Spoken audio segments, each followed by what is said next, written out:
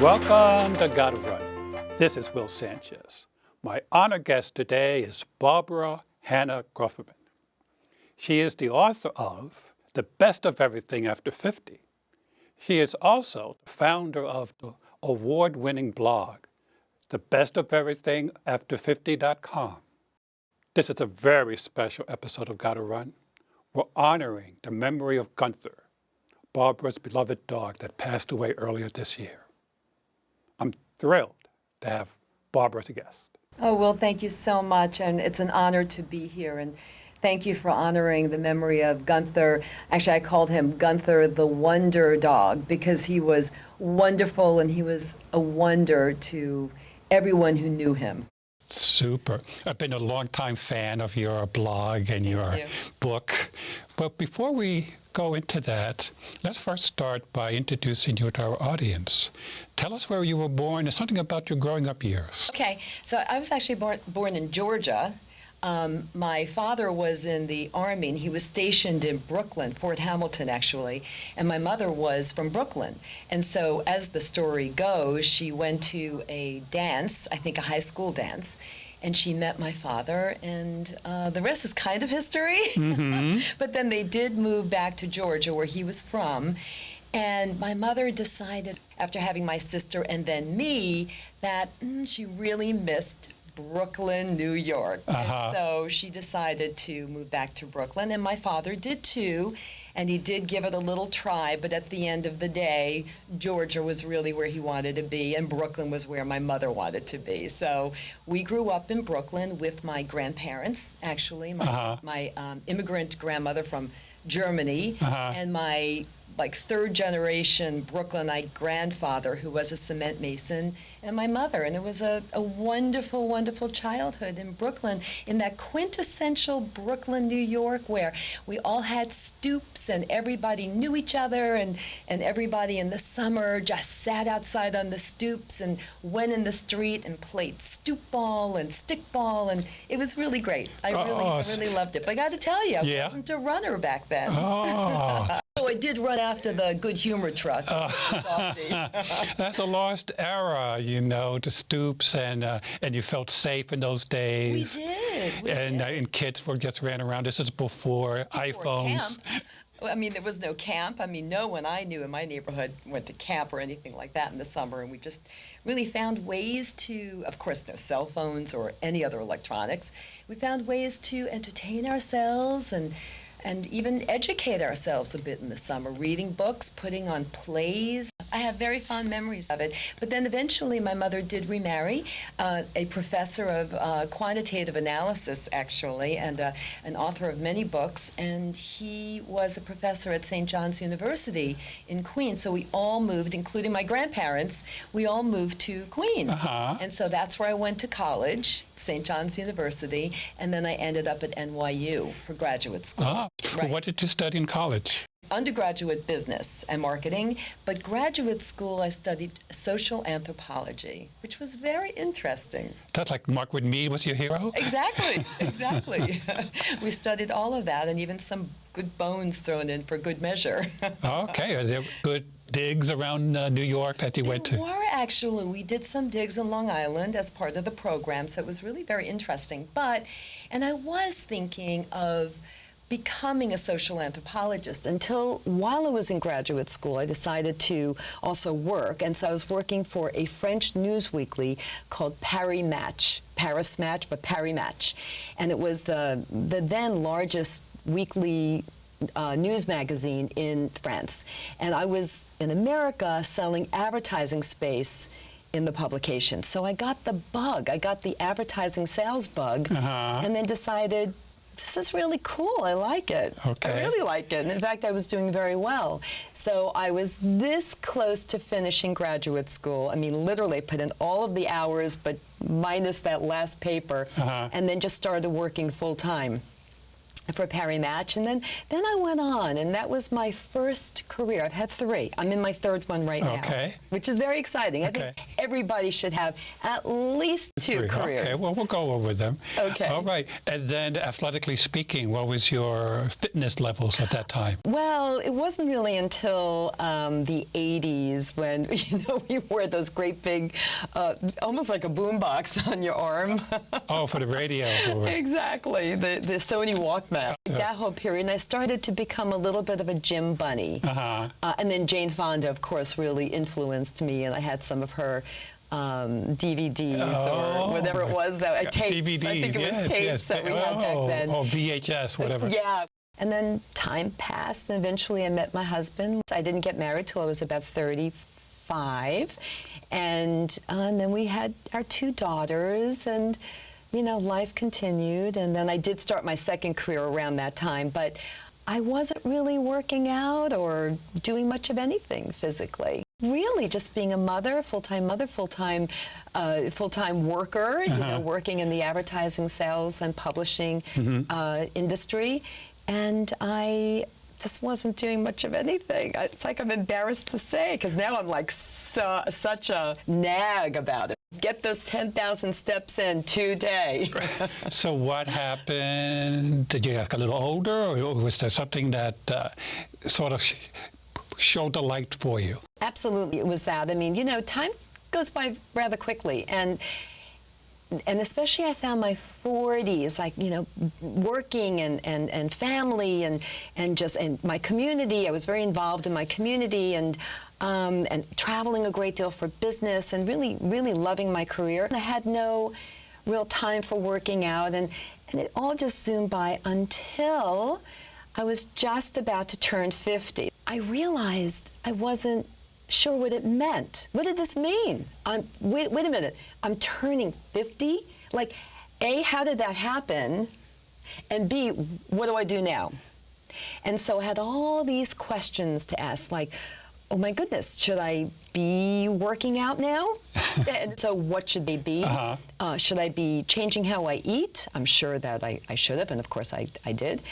Can I still wear jeans? And Ellen Barkin, the actress, very famously said that once you hit 50, you can't wear blue jeans, especially for dinner. Just like, what?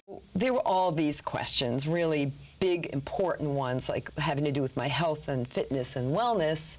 And then the less important, but kind of important, icing on the cake questions like, is my hair too long? Should I change my makeup? What about my clothes? So I had all of these questions that I really wanted to have answered so that I could enter this new, not only new decade, but new chapter in my whole life.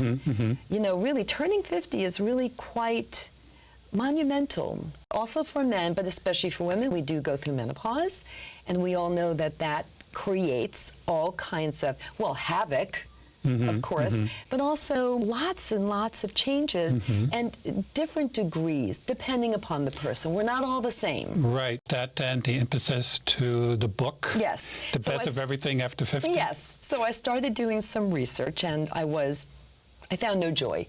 I was dissatisfied. I didn't get the answers I wanted. Eat more protein. No. Eat more carbs. No. Eat neither. Whatever it was always a different approach, and I was confused. So that's that's like the flip side of having so much information at our fingertips now, as we do with the internet. It can be very confusing. It is. So I decided to go to really the best experts I could find in all of these important topics, in health and wellness and fitness and eating and clothes and hair and style and makeup and sex and relationships and friendships, everything. And that was distilled in this book. And distilled and really curated, if you will. But first, I needed to actually do their programs so I could say to the reader, it really does work. So you really can listen to me because it worked for me. So for example, when I went through menopause and when I came out on the other end, and just when I turned 50, I had in fact gained about 15 pounds. And it was a slow buildup, which is very common. And then other changes were happening too. So I said, I've really got to try these programs that were being recommended to me by these medical fitness experts. And then once I know they work, then I'll put in the book. They continue to work, although I've tweaked things along the way, especially now as I'm turning 60. Okay, a new milestone. Was it a couple of years it took you to test all these events? I would say it took a year, and then after that, the book was really ready to rock and roll, and I found, good fortune, a great publisher, and I really had the great fortune, great good luck to launch the book on the Today Show. In Today's Woman, turning the big 5-0 can be scary for many women, but there are secrets to maximizing midlife and making your 50s absolutely fabulous. We've got Barbara Hannah Grufferman. She's the author of the book called The Best of Everything After 50, The Expert's Guide to Style, Sex, Health, Money, and More. Fabulous. And that became a springboard for what has now become my third career. I'm a speaker. I go around the country giving talks to people, mostly to women, but not only, about positive aging, and that's really my mission now. Right after the book came out, I started the blog, and I really cover everything. Anything that's of interest to me, I believe, will be of interest to this demographic, because we're all in this together. We all have more or less the same concerns, fears, challenges, and again, we're all individual people, so maybe the specifics will not work for each person, but the generalities do. Oh, yes. And especially having a good attitude about this. I mean, I am genuinely proud of my age. And I want everyone, men, women, young, old, in between, whatever age you are, to really embrace it and just say, I don't want to be younger. I just want to be the best I can be at whatever age I am. I do believe, and I think many people do as well, that it all begins, if you can tie it back to something, some foundation, it all begins with your fitness, with moving your body, with being fit and mobile, and which can create an independent life as you get older. And that's of great importance to me. And I think it's of great importance to a lot of people. Absolutely. Fitness does mean freedom. It's our mantra here at the show. So I know at some point you entered the Galloway training club, their training. What age and what led you to Galloway? Okay, I do love the story. And in fact, my next book is coming out in 2017, and it's called Stay Younger Longer, 100 Plus Healthy Habits. It's a long title. 100 Plus Healthy Habits to look great, get strong, stress less, laugh more, and own your life starting now. Okay, but the main title is Stay Younger Longer, and it's really all about health and wellness. And one of the stories, in fact, in the intro I talk about is how just at this time I was really thinking through, what does this mean? I'm turning 50. What now? Besides a big cake. Exactly, right. And really thinking through everything, doing the research. The New York City Marathon goes right past my apartment. I live on First Avenue. So every year we know someone who's in it. We hold up a sign, either one of my kids' teachers or a friend. So this particular year, when I was really thinking through lots of stuff, we did know somebody, and my daughter was my youngest daughter, who was then maybe 9, was holding up a sign for her teacher. And then we're all standing there, and then all of a sudden she turns around and says, rather loudly, as I recall, "Mom, I want to hold up a sign that says, 'Go, Mom, go.'" And I looked at her like, "What are you talking about? I don't even run. I barely walk. I mean, I take taxis everywhere." And then I thought it over, and I said, "All right, I'll do it. Okay, I don't know when, I don't know how, but okay." And then the very next day, there was an article in the Wall Street Journal with an interview with Jeff Galloway. And it talked about his program, which is run, walk, run, and different ratios, as you know, of course, and how really anybody can start running no matter what the age, and even if you've been a runner your whole life, you can still incorporate this in to keep your joints intact and your knees from falling apart and the like. So I thought, this is my man. So I reached him, I found a way to contact him and get to him, and so I had a long talk with him. And in fact, he played a very big part in my chapter of my first book on fitness. So if you've read a big part about, getting started by walking and then add some running in. Anyway, the point of that story is I did run my first New York City Marathon a year later. It was terrible. I mean, and I don't blame the Galloway program at all. I mean, I finished, which was really the goal, first time out. But I had never run before. I was starting really from scratch, and that's a very difficult course. New York it is. Lots of hills. But your daughter was there, was Go Mom Go? There was lots of signs, Go Mom Go. Then I became a real runner. That one action, that one healthy habit, as I now call it, then created others. I found that because I was running, I wanted to eat better, so I'd have more power. And then I found, well, because I'm running and eating better, I also want to get stronger. So I started doing push-ups and squats and more strength training. And, I just found that, and then I slept better. So everything was connected. So and your skin got better, and everything got better. It did. And my mood was better. So one healthy habit just spawned other healthy habits. And your family was probably very supportive, seeing all this positive changes. Absolutely. My youngest daughter now is a runner at the University of St. Andrews, and in fact, she and I are going to be running soon a 10K when she's back here in New York. Before we go any further, where did Gunther come into this history? Just when I was putting the finishing touches on my first book, Best of Everything After 50, my kids decided that they just had to have a dog. Yeah, another momentous out of the blue from kids. We just talked about it as a family, and then we decided that, okay, but we don't want a puppy.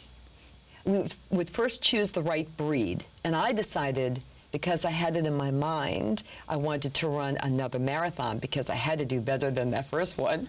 Okay. So I decided to run a marathon to celebrate my 55th birthday. So I wanted a dog I could actually run with, so I could, kill two birds with one stone, so to speak. So it could be a little dog, but we did want a huge dog, kind of a medium-large dog that could run. So we narrowed down the breed to a Brittany, what used to be called a Brittany Spaniel, but now it's just called plain old Brittany. And he was about 58 pounds, but we decided to also get a rescue dog. So we went to the American Brittany Rescue Network. Okay. The American Brittany Rescue Network. And they're all over the country. And we, after considerable amount of discussion and having them come over to our house to see if we were really Wow. This is a serious and could really endeavor. Take care of a dog, especially a Brittany, and they really do need a lot of exercise. And they were also a little hesitant about a New York City home, but at the end of the day, we did convince them that we were the right family for this one dog who is from Michigan, that we had our eye on. He sounded perfect in every way. A little calmer, a little older. He was 6. I mean, still young, but more settled. Not like a crazy puppy. Okay, and the dog didn't mind being petted by the kids. Yeah, great with kids, was with a foster family.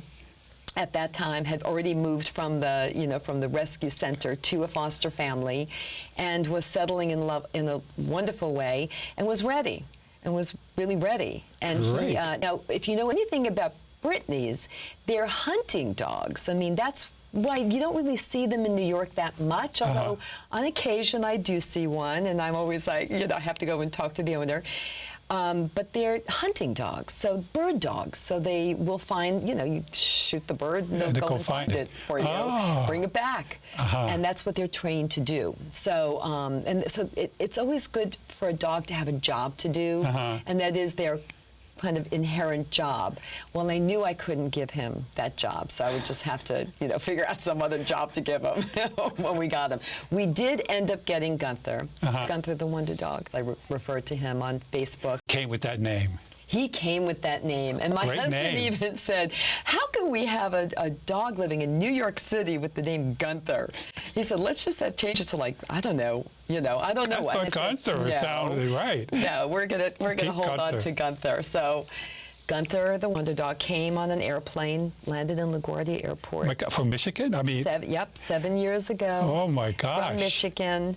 And he came out of that crate as if he had known us his entire life, and just went in the car and just sat there between the two girls. I have wonderful photos of that, as if he had always sat there. He says, I'm home. Yeah, it was really, and our understanding is that his owner, it wasn't a terrible situation. His owner had to give him up because of financial concerns. So it must have been heartbreaking to give up the dog. And to give up him. The foster family, they were really heartbroken when they had to put Gunther on that plane, because he was such a wonderful, special, royal, regal, wonderful dog. Oh, That's why so he was sweet. Gunther the Wonder Dog.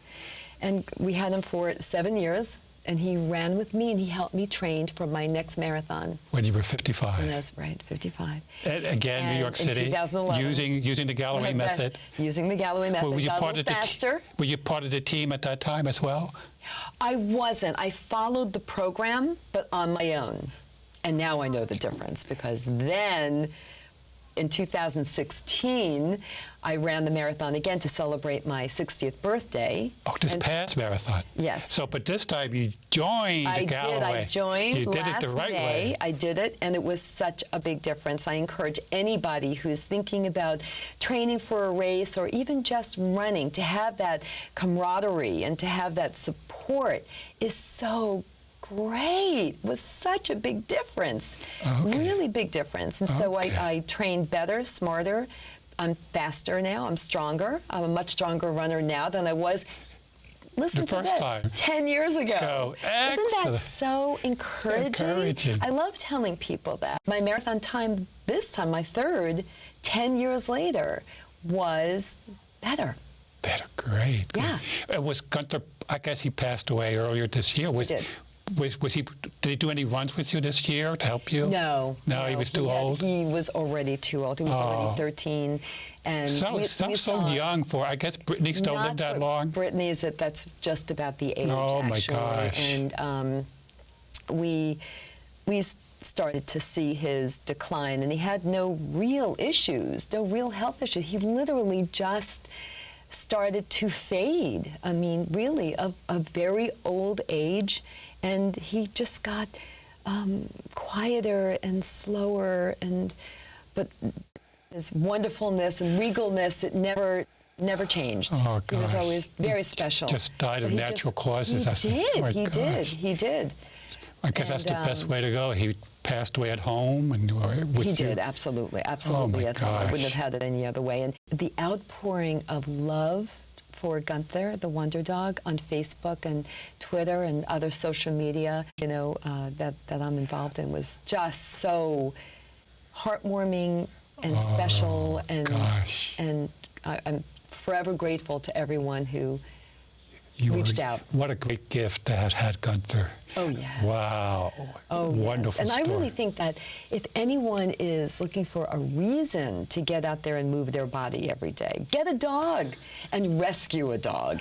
From your local ASPCA, or if you have a specific breed in mind, go to the breed rescue center. I mean, almost every breed has one. Excellent. We're almost running out of time, but I wanted to cover one more topic. You're now a video star with AARP. Yes, I do a lot of work with AARP. My message is their message. We really want everyone to embrace your age and have a positive aging experience and to be independent as long as possible for the rest of your life. And so I do a lot with them. Excellent. Which video is one of the more popular ones? Oh, believe it or not, the one on running after 50. Are you worried that running may hurt your knees, be a little too hard, or that you're just too old? I used to think that way too, until I learned the secret to running after 50. It remains so popular, and I did that one about 3 years ago, and it is still among the top 3 most clicked videos because people want to. Do you know that the growth in marathons is coming from people over 50? That's right. That's so, right. You know, I can the baby boomers want to live longer, so that next book is perfect. Yes. It's going to be a bestseller. Ann Curry and her, I guess she's in a different station, will come visit you and do a story. Maybe she'll come to Washington where you do your AARP videos. We do them all over. I was just in Albuquerque, New Mexico doing some. Oh, we go anywhere there's adventure. No, you're a real media star. Okay, then finally, for the next year, what are some of your challenges that you're looking forward to? First, athletically speaking, is there another marathon in you, a destination run? Yes, there is. Well, first of all, I'm doing a lot more smaller races, 10K, 5K, 15K, which I just did recently, which I never did before. And I think that's a great way to stay tune up your body for a race that you might want to do at some point. But just in general, they're fun. You get a medal a lot of the times. You always get a T-shirt. And it's great fun to just get out there and be with other like-minded people. But I have signed up for the Edinburgh, Scotland marathon in May of 2017. My daughter goes to the University of St. Andrews, which is about an hour away from Edinburgh. And just when she gets out of school for the summer, like 2 days later, is the marathon. But she's not training for that, is she yet? No, not for that one, but we'll do a few smaller races together. Okay. And I know that one day we'll do the New York City Marathon. My older daughter also. She said she'd like to. You might do all 3 together? Yeah. What a great plan. Yeah. The way they did it to you. Go, Mom, go. Yeah, now you want to go. I want you two to run with me. Fair play. Absolutely. Listen, on that note, thank you so much for coming in. Thank you so much for inviting me, Will. I really am honored. And thank you for honoring Gunther.